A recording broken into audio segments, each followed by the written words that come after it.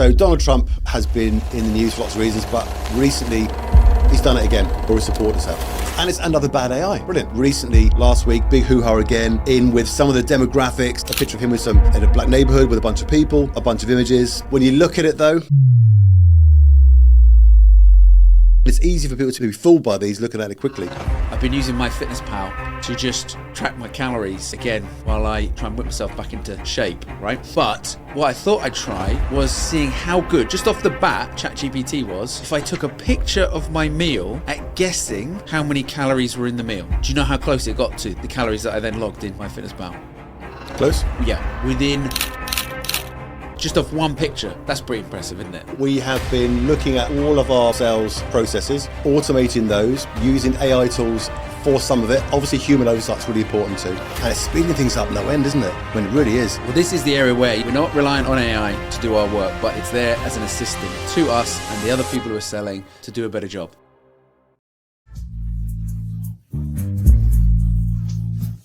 It's an AI world, mother. We're live. Hey, We're back. we're back for the next podcast. Indeed. We're sitting in the same seats as well. Well, I wanted to sit in that seat, actually, but you refused. Well, I'm left-handed, left-footed, and a left talker. I can't look that way. I've got some sort of weird thing going on. Next week, we're going to try and just to see what happens to you in this seat. Mate, Maybe you just talk this way at somebody. It's going to be a short podcast. Yeah, it's going to be awkward. It's a single podcast. We'll test it out and we'll see. Yeah, let's get into it. Who we generate AI and Web3 consultancy. Indeed. Ask me why we're different, Roy, to the big consultancies. Tom, why are Generate different to the big consultancies? That is a really good question. I'll tell you why. The reason we're different is that we're not paying really good, intelligent engineers £250 an hour to write PowerPoint decks. They're actually building shit that is taking businesses forward, which seems a little out there, I know, bit crazy, but it seems to be working, doesn't it? It is, yeah. Yeah. Absolutely. I mean, PowerPoint itself is a bit of a dirty word, isn't it? I mean, no matter how many co-pilots and how many AI tools you put on top of it, consultancies in that sense, I think, are not dead. Obviously, they're big businesses. But why would you hire someone to do something, to create research or create insight over a 6-month period that's going to sit in a drawer with a bunch of half-eaten polar mints? Exactly. That's not the consultancy of the future. That's what we're trying to build, right? Yeah. It needs to be faster. It needs to move quicker. It needs to iterate quicker. The tech isn't standing still, as we'll talk about today. And also, why use PowerPoint when you can use Pitch? Love Pitch. I mean, come on. One of our core tech stack, we've spoken about it before. If you're not using Pitch to create your presentations, what are you doing? Why? They don't look very good. They're boring people. Use Pitch, it might help. Okay.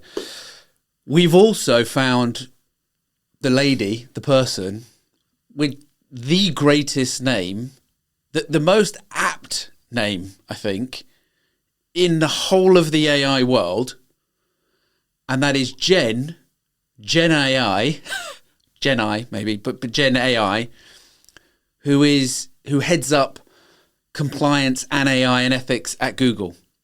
I think she's won the internet, frankly. That's it. Shut everything down. Stop. I mean, why isn't she running AI?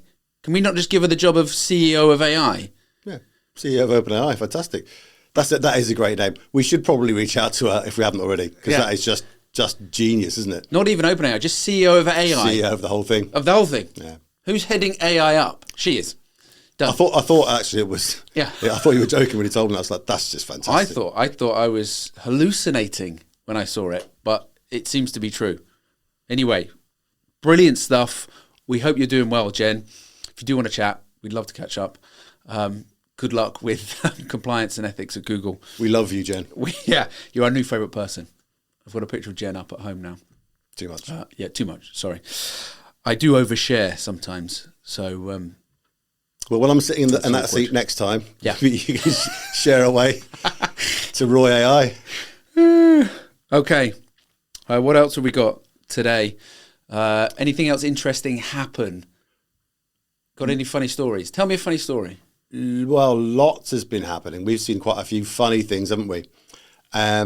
We have seen Donald Trump back in the news again. Well, he's in the news obviously this year. It's an election year in the US and the UK, so there's some funny stuff happening around that. Yeah. We've seen quite a lot of AI being used in not so good places.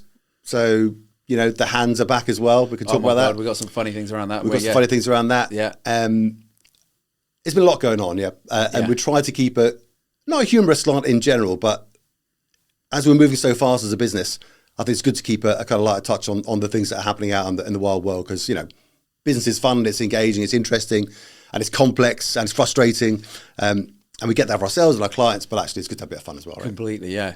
A good friend of mine, Adam Graham, posted something on LinkedIn about starting a new business second time round, you know, doing it the second time, and the stuff that goes into that, and the stuff you know, and the stuff, you know, you don't know. And I think the second time round, which for us, I mean, I think you're more than the second time round now, but you might be third or fourth time round, but feels like 10th. Feels like 10th. But the thing about going again is that you know so much more. Now, knowing so much more is both comforting and slightly terrifying at the same time. Massively. Yeah, because you know what you know, and you're like, oh, well, we don't have to make those mistakes or spend so many years messing around with this. But you also know how much work is involved in getting a business up and running and to a point where, you know, where you want it to be and what goes into that and the effort and the craft and everything else. So it's almost equally exciting and easier, but more terrifying the second time round. It is. Well, it's all, a lot of it, yeah, you're right. A lot of it is knowing where the bodies are buried, but trying to not step over them or get on thin ice. That's quite important. And actually, it's interesting. We can talk about it later, and part of that is automating. That's a real focus for the last quarter, isn't it? And going into the year, is that clever automation, that kind of, and using AI tools in the right way for ourselves and externally as well for clients. But that's really speeding things up, isn't it? We talked before about rows, and we've talked about pitch and all the kind of the baseline tools that we use to start the business and move it quickly. And we're doing that now across lots of different things with creative campaigns and recruitment and sales and so on. So loads happening in that thing. But I think automation is the watchword there, or clever automation, over those repetitive tasks. It is. Well, that leads us into building in public, actually, nicely, because as we've been sharing our journey in terms of building something new again, the products, the platforms we're using, how we're integrating them, the approach, what we're doing. One of the things that we've done quite a bit of is, in addition to client work, is build our own tools again. And you know, we both sort of sat there going, why didn't we do this before?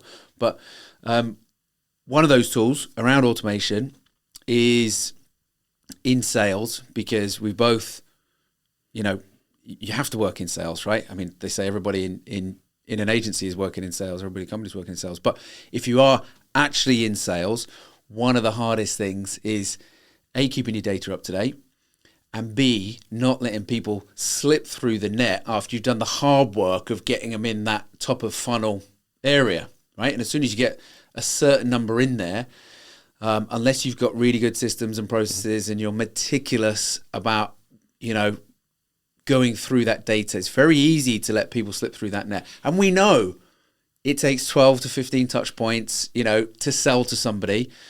If you're on LinkedIn, that doesn't mean you try to sell to them on every single one of those 12 to 15 touch points, by the way. That means you nurture them to get them to a point of being ready to buy something you have, which is going to add value to them, right? Well, it's giving value, isn't it? Yeah. Ultimately. It's giving value. So what have we done? So we have been looking at all of our sales kind of processes, automating those, using AI tools for some of it. Obviously, human oversight is really important too. And it's speeding things up no end, isn't it? I mean, it really is. So we've got, obviously we've got machine learning engineers, and we've got some data scientists and people on the team now to help with that stuff. So that's been a fascinating process, isn't it? So going away in the lab, as it were, going into that kind of rabbit hole with the technical team, it's been really interesting. And it's speeding up massively, right? Yeah. For ourselves, and that'll help our clients too, of course. Yeah. Well, this is the area where, you know, we're not reliant on AI to do our work, but it's there as an assistant to us and the other people who are selling to do a better job. So we've got a lockdown private large language model. So the data can't go anywhere. It can't get out. And we've built a tool that analyzes our CRM system and our emails and looks at people who are potentially in a sales funnel who haven't been contacted. Our cadence is in about a month, but you could have that as whatever you want. And then we're using AI to write a suggested next email to them, which sits in our draft folder for us to review. We then go in, review the email, make changes, make sure it's right. Sometimes it's not right, make sure it is right, and we can send that off. And that is going to help make sure we fix any holes in the bucket as we grow and scale and everything else. So yeah, scale, exactly. You know, automation at scale. Yeah. And we've had some really interesting conversations, haven't we, recently about that, about the things that keep on coming up, about automation, repetitive tasks, and using those kind of baseline, maybe less sexy bits. The content stuff's important, the imagery, all that kind of great stuff. Yeah. But sometimes it's the getting those baseline processes right, using AI in the right places as an assistant, like you say, to do it. And that is a consistent conversational theme at the moment. Exactly. For ourselves. But yeah, it's going really well, isn't it? Very good. Very excited about that. Right. Bad AI? Bad AI. Bad AI. We've got too much bad AI. We have got. We're not going to get through it all. Well, let's do a couple. Okay. So, just this morning, I saw a great story in Sydney, Australia. That's an Australian accent. G'day, mate. G'day, mate. G'day, mate. That wasn't Australian. So. We haven't been cancelled yet, have we? But mate, I went to Australia for 3 weeks and couldn't shake the accent. It sounds like it. For 3 years. It sounds like it. Hey, so the classical organisation musical organisation in Sydney, Australia, did a Facebook ad showing a romantic couple, in situ with some people and brass band behind them in a nice venue. And I can only describe the hands as being kind of multiplied by 40 people. There's probably about 83 fingers on it. Oh, that in itself is the bad hands are back, man. The bad hands are back. I can't believe it. We're so far into it. Well, we're quite early still, but we've been talking about it for quite a while. But bad hands are back. But the very interesting thing about this as well is the image they used was taken from Shutterstock. So it wasn't something they created in a Midjourney or Dolly or Stable Diffusion even. It's an image they bought on a stock photography library officially, and that in itself is interesting. So my questions are, number one, where can I buy a ticket to this amazing classical concert with massive hands? I mean, if anywhere where you've got more hands or fingers is a good thing, surely it's classical musicians, right? Well, if you could have 6 fingers, you'd be able to play better. Well, it's actually the audience who have the fingers. Right. Some of the musicians have no fingers. So it's a bit weird. But the kind of interesting point about this is, yeah, the image is kind of funny and it's a bit of a misstep. But where was the oversight within iStock, within the stock photography area? Like, it's obviously been automated, it's been uploaded. They've used their own tools. They've all got some. They're using some of the models. Yeah. But what's happened there? So that's a bit worrying. Or have they created it through the new AI add-ons on Shutterstock or you can buy it. It's for purchase. It's for purchase. And I've taken a screen grab of it before it gets taken down. God, let's see it. Yeah, we'll put it up. Right. So I've stuck it on LinkedIn. So yes, interesting bad AI. Oh my God. Yeah. Well, and also we found that the AI across those stock photography platforms, in terms of what you can create, is nowhere near as good as, I mean, our favorite tool is Midjourney for what we can create for clients and everything else. There's others out there, Stable Diffusion, DALL-E, but and Adobe, of course. Firefly's pretty good. Yep. But the ones on the stock photography ones, just not. They're not great. They're not there yet. So, okay. Should we mention Donald? The big man, the big orange man. I think we'll have to. Do we have to? Yeah, we're not a political podcast, but let's mention Donald in a kind of a neutral light, shall we say? Because we're not political. A neutral light. We're not political. Okay. The orange man. Can you mention him? Okay, fine. Let's try. So he's done it again, or his team or his supporters have, and it's another bad AI. Brilliant. So Donald Trump has been in the news for lots of reasons, but recently, last week, big hoo-ha again, in with some of the demographics. Is it a picture of him with some in a black neighborhood with a bunch of people, and all fake, a bunch of images. Same thing again. When you look at it though, You know, and again, it's easy for people to be fooled by these looking at it quickly. If you look at it again, the hands are wrong, they're waxy. You know, it's kind of, you can see straight away if you know what you're looking for. It's AI picture, but some people don't realise that, right? So, but it wasn't just Donald. In fairness, Joe Biden on a hospital dead on his deathbed. Some say he's been there for a while. That's true because we are neutral. No, it's not true. But it's the year of kind of deep fakes and elections, isn't it? So. More to come on that, I think. Jesus, we thought it was bad when the whole Cambridge Analytica scandal, you know, got brought to light in terms of elections, and now we've got AI on top of that. It's going to be tricky, isn't it? Which leads us into where do we end up with more transparency on AI and what's been built with AI and what hasn't, and are there tools that can just identify it and stamp this stuff? Well, what happens? Where do we go? What do we do? What's the legislation? Like, things are going to have to change going forward, aren't they? Well, that's interesting. That's a really interesting point, because moving into one of the big stories again for the last little while, but very relevant for everyone, is Sora. So that's the OpenAI text to video tool that's been kind of all over the internet recently, because it looks fantastic, doesn't it? It just looks so good, and it's moved so quickly from. And you've got a good story about Will Smith, haven't you? There was a famous early text to video Will Smith and spaghetti video, which is awful but funny 1 year ago, and now we're into Sora, which is probably going to be winning Oscars in the next 6 months to a year.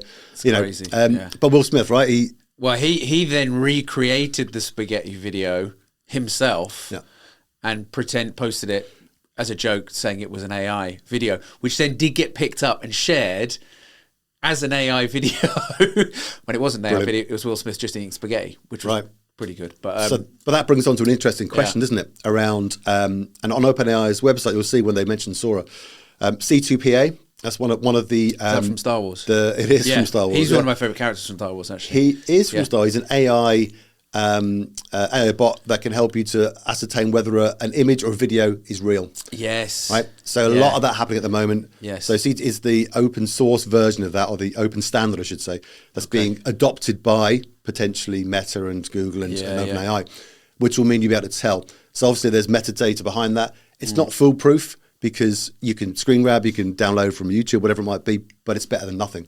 So that's moving in that direction in terms of trust and transparency. Back to elections, we've got the UK election coming up. Rishi Sunak is an AI anyway, so he's not going to change. But Keir Starmer's the same, to be fair. Yeah. I thought we weren't political. What are you doing? Well, I said both, to be fair. Right, So to wrap it up, trust and transparency are really important. All the new tools, and the point really being the tools are getting better. And they're getting harder for even experienced people to go, is that real or fake? Yeah. So, and that's what important for brands to be looking at, where they're using AI, where they're being transparent about it, where the governance comes in, and so forth. Yeah, so exactly. A big area of interest there. Very good. Very good. And by the way, my other favourite thing about Star Wars is the Starship Enterprise. Beat me up, Scotty. Love those films. But one other thing I've got is on the bad AI front. I think it's bad AI. I'm not sure if it's bad or good. We have some of these, don't we, sometimes? Where does it sit? Hard to know. There was I believe he was Russian. I'm not quite sure, but we'll pop it up on here. There was a guy who used ChatGPT to chat up over 5,000 women, and then built a scoring system to have conversations and whittle them down to a short list to then pick one that he got engaged to. Now, where do you sit on that in terms of good or bad AI? Well, I've got two questions. First, can I have his number, or at least his prompt process? I'm a married man, obviously, Joe. Okay. And two, that's sad and funny and kind of weird. And the reason I say that is because we know, we're going to talk about healthcare in a bit, but the direction of travel for AI with some of this stuff is loneliness is increasing. AI and therapy and digital kind of tools post COVID is moving forward as well. So I think that's it. It's a bit sad, actually, I think, because human interaction is kind of it's still there, but it's using that to do it, and doesn't move into that area. Completely. Well, also the reality of relationships and meeting somebody is, people have a list of things that they think they want that goes out the window when you meet someone you're attracted to and you have a connection with, right? The list doesn't matter, right?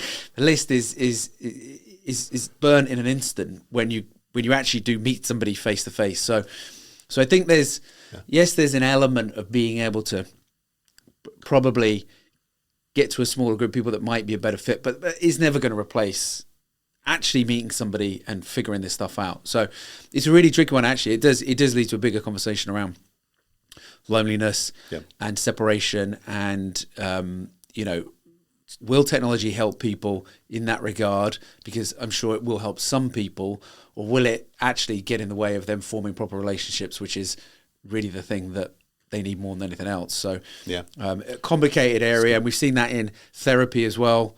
There was an AI therapy bot which got millions of requests off the bat on day one, and you could see that in certain areas that would do a lot, but it's probably not right now going to replace the intuition of being with somebody and being able to converse with somebody and do all those things. So like all these things, there's a mix, isn't there, that needs to happen. There is, yeah. Good and bad. We've been flagged, by the way, so one of us has been flagged. Ramble on. Your eyes aren't glazing over yet. I'm all right this week. I haven't gone not yet. It's fully early, though. catatonic into It is early. Yeah, it's early. Right, last couple of things. We've got a couple of good AI things. You do one, I'll do one. What's your one? You do your one. I'll do my one. Okay, good AI. Well, so bit boring. I've been using MyFitnessPal to just track my calories again while I try and whip myself back into shape, right? So I log my calories for the day, got a target, blah, blah, blah. Everybody's falling asleep.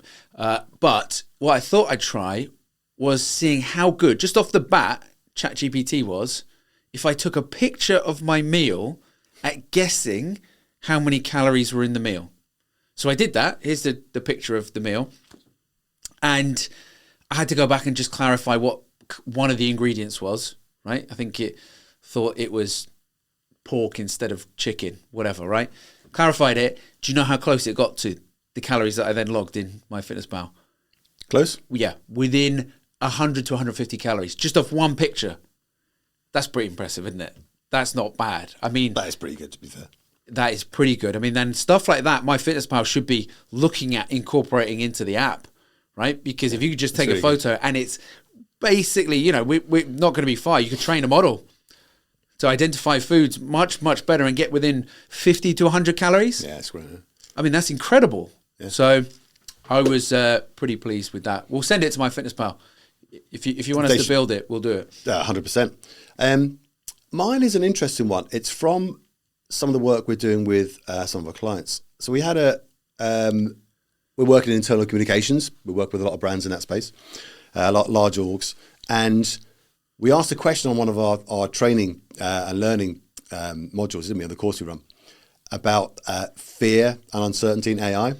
And it was 97% versus 3% 3 or 4 months ago. And it's in exactly the same point now, which I think is really interesting. So it just tells you that there is a little bit of fear around where AI is going, but it's not increasing. So I think that's really interesting. Yeah, that was, do you think, exactly. Is that, I think if anything, at least it feels like the fear is dissipating because it's becoming more normal. What we're seeing is more, particularly the Microsoft play, companies that have already got Microsoft tech stack are starting to roll out things like Copilot. There's obviously a big debate as to how effective Copilot is to actually do everything you need to do. But what it does do is it normalizes AI very, very quickly across organizations. And as soon as people learn a bit more and they see it happening and it becomes more normal, the fear starts to dissipate and people start to calm down a bit. So I think we're definitely seeing that as well, which is good. Okay, couple of the bits then before we wrap up is we link to that. We've also done some research where we have gathered feedback from over 100 senior HR execs about what they're most interested in within the AI landscape and their biggest challenges and opportunities in their role over the coming years. And that has produced some really interesting data for us, which we'll be putting on the website and we'll be sharing. And the fascinating thing for me in that whole bit of research and analysis was that almost every challenge was linked to a very similar opportunity that they saw. Yeah. Now, that to me points at, very strong markers for adoption when you're getting senior execs seeing challenges, but pretty much identical opportunities if they use the right technology in the right areas to help take them forward. And so, and then the another big thread that we see is, again, the balance of where you use this technology so that the people can still deliver what they deliver, which technology can't, which is, empathy and intuition and relationships and overall judgment on things, with the technology assisting them and taking away some of the other bits and bobs rather than just trying to replace them. And we see more and more of that. And I think that's right into where we stand in terms of a thoughtful, strategic approach to Right. AI. Yeah, absolutely. We're seeing some fascinating stuff across different sectors, aren't we? HR, internal comms, in-house agencies, operations, finance, everywhere.